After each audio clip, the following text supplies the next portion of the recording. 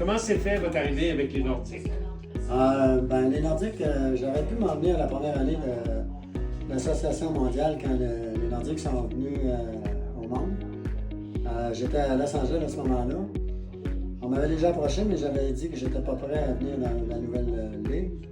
Et la deuxième année, on m'a approché à nouveau et là j'étais intéressé parce qu'on doublait mon salaire au départ. Puis les Nordiques tenaient beaucoup à en avoir, tandis qu'à Los Angeles, le directeur gérant me disait que je ne valais pas l'argent que les Nordiques m'offraient. Puis j'avais dit, si vous m'offrez le même salaire, je vais rester ici.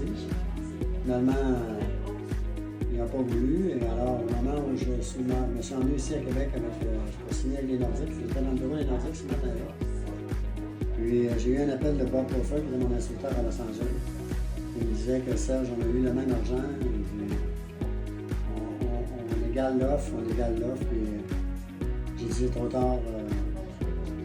Je reste ici à Québec. Les billets sont jetés.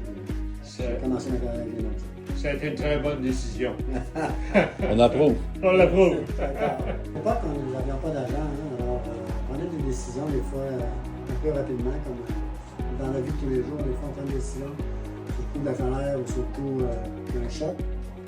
Puis on apprenait une nouvelle qui nous fait faire peut-être des choses vitement, puis sans réfléchir. Exemple, quand on m'a annoncé que j'étais mis au repêchage dans la Ligue nationale, à l'époque de Michel Bergeron et Maurice Fillon, si j'avais été averti avant, j'aurais sûrement pris une décision différente parce qu'on m'avait offert d'aller à Edmonton. Et j'ai refusé, j'ai pris ma retraite.